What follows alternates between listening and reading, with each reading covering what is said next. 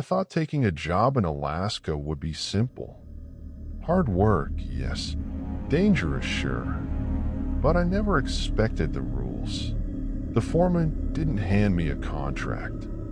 He handed me a folded piece of paper, smudged with grease and something darker. He didn't smile, didn't welcome me, just said, "Follow them, or you won't last a week." The camp sat deep in the Alaskan wilderness, 40 miles from the nearest town, surrounded by endless pine. There was no cell service, no roads out, only a single dirt trail that turned to ice after sundown. The men I worked with didn't talk much. They kept their heads down, eyes low, as if speaking too loudly might draw something's attention. And Cutter, the foreman, he looked like a man carrying secrets too heavy to put down. His skin was weathered like bark, his voice cracked like splintering wood. He warned me again before walking away. Don't break them. Especially the last one. That night, I opened the paper under the dim light of the cabin lantern. The first line sent a chill through me. Rule 1, never swing your axe after dusk. It wasn't about safety, it said. It was about the trees. The paper claimed that once the sun dropped below the horizon, the forest woke up. And if you struck it in the dark, the trees might strike back. I laughed nervously, but when I looked outside, the pines swayed though there was no wind, and for a moment, I swore I heard the groan of something alive. The next was worse. Rule 2, if you hear 3 knocks on your cabin door after midnight, don't answer. If you hear 4, run. I asked another logger about it the next morning. His face went pale. He muttered, "You won't hear it more than once. Trust me," and walked away. Rule 3, black sap means death. If we ever found a log oozing thick, tar-like sap, we had to burn it immediately. Cutter said one man ignored this last winter. Days later, they found him slumped against a tree, his lips and nose clogged with black resin. His lungs had turned to pitch. The rules grew stranger, darker. Rule 4, never call a coworker's name in the woods. The forest has a way of echoing voices back, but it won't be your friend answering. Rule 5, if you see a tall shadow moving between the trees, keep your head down and keep working. Don't follow it. Don't even acknowledge it. Cutter said the logs we cut weren't the only things being harvested here.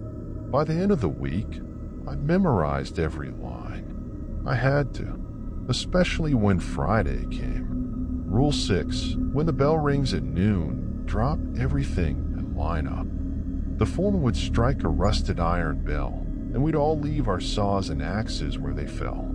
We'd gather in silence, counting each man. Cutter never explained why, but I noticed the way he double counted, his lips moving faster each time, as if the number could change. The paper warned. Rule 7, do not carve your initials into the trees. The forest remembers names. Some trunks carried scars, letters etched decades ago. Sometimes, when the wind blew, I could swear the trees whispered them back. Other times, it sounded like screaming. One evening, as I cut through a massive log, my chainsaw stuttered. The air went still. Rule 8, if your saw cuts to silence, stop immediately. Stay still. Wait for the forest to breathe again. I froze, sweat dripping down my face despite the cold.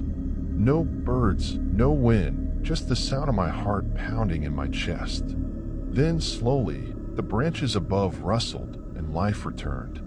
I didn't question it again. The fog came on a Tuesday, rolling thick between the trunks. Rule 9, when the fog comes, get inside. Do not trust the figures you see walking through it. That day, I saw shapes moving in the haze, silhouettes of men, carrying axes, walking in the wrong direction. I nearly called out until one of them stopped.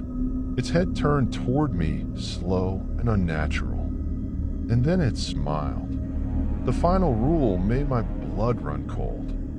Rule 10. At the end of the season, one man must stay behind to settle accounts with the forest. The foreman told me this with no expression, his eyes sunken hollow. The forest chooses who. It always chooses. Then his gaze locked on mine, and I understood. I wasn't meant to leave. I didn't sleep that night. The knocks came. 3 of them. Just as the paper promised. I pressed my hands over my ears, praying. And when the 4th knock followed, harder, heavier I ran. I didn't stop until my legs gave out on the frozen trail. I never went back. But Alaska hasn't let me go. The creak of the trees outside my window here in the city, it's the same sound I heard in that camp. And last night at 3 a.m., I heard someone knocking on my apartment door. Once, twice, 3